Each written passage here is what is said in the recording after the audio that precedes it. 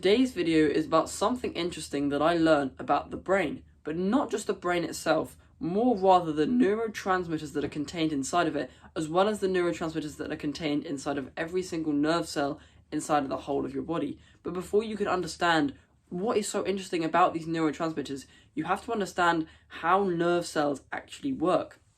Nerve cells, they're not like the sort of cells that you may have seen in your school classes where they're sort of circular.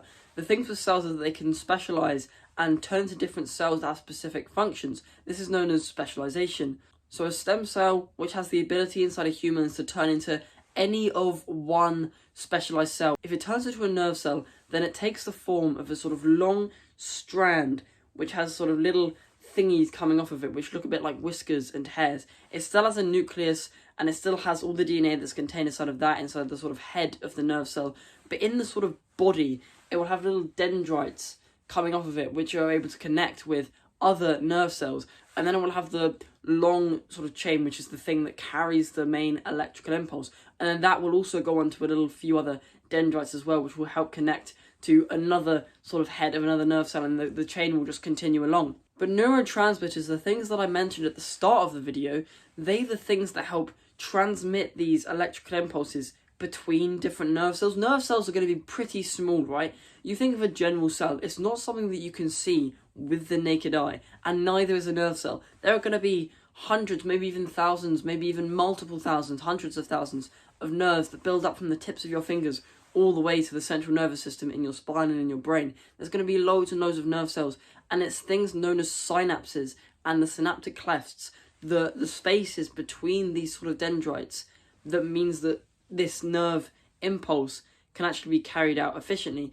instead of it being like one big long thing, which would mean that this impulse would just travel back and forth. These synapses exist to help make sure that once it gets through to the spine and the brain, it can't just go back and forth, which is a very, very useful mechanism.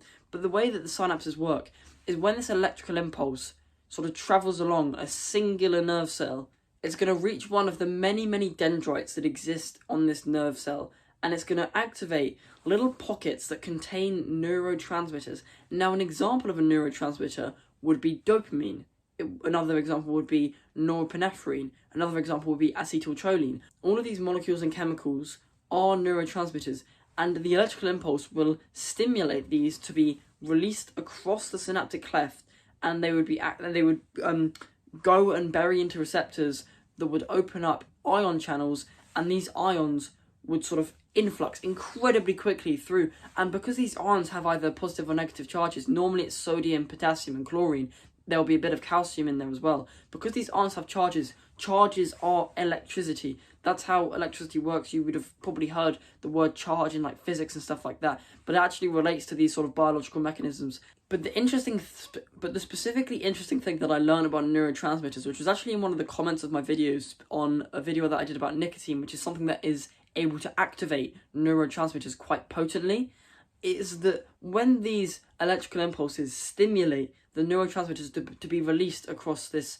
synaptic cleft, it happens unbelievably quickly, around 270 miles an hour. And to put that into perspective, I don't know the exact conversion to kilometers an hour, but it's probably going to be in the region of maybe 400. That is faster than any sort of ground vehicle that has ever travelled.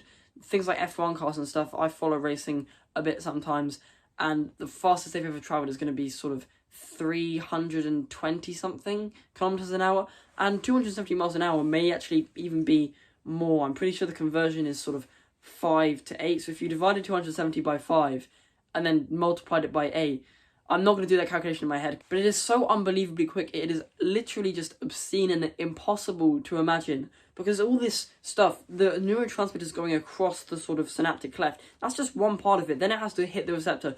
Then these ion channels have to open, and there has to be a signal for that to open, and then the ions have to influx through, which will be the thing that carries the electrical impulse, and then it will happen over and over again.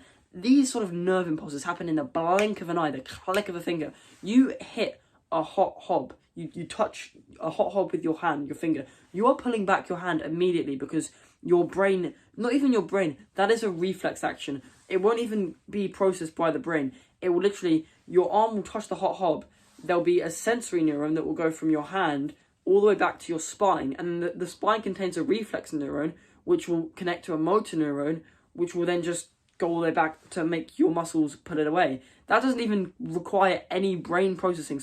But it's incredibly obscene how quickly these things happen, and it got me thinking about some of the stuff to do with dopamine and serotonin, all these sort of neurotransmitters and even hormones in some cases inside of the biological mechanisms in the body.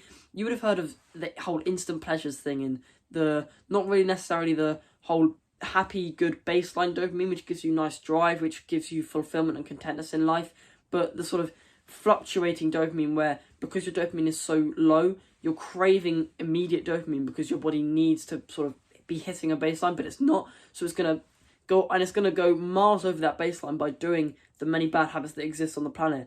And then your baseline is going to be even lower because it's not a sustainable source of dopamine. Doing something that is delayed gratification, which gives you happiness consistently every hour of every day, that is going to be something that's delayed gratification. And that's going to be giving you a consistent dopamine release across the neurotransmitters inside of your brain, especially but this whole process is essentially how addictions form. Once you've sort of felt that rush in a way, all these neurotransmitters just going so quickly through your systems at an insane pace, at an insane amount which you may not have perceived before. Because even though you would have done things that gave you happiness, which gave you that stimulation inside of your brain especially, it's not to a level of the things that these bad habits can sort of do to you. These are chemicals that alter your brain chemistry, that alter the amount of neurotransmitters that are being released inside of your synaptic cluster at any one time. That is quite literally altering your brain chemistry. That is what that phrase literally means.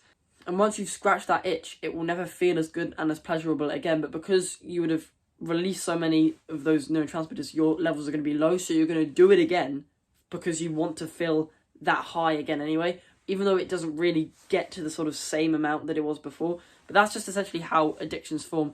And me having this kind of thought process basically just stemmed from a really interesting fact that I saw in a YouTube comment on one of my own videos about nicotine.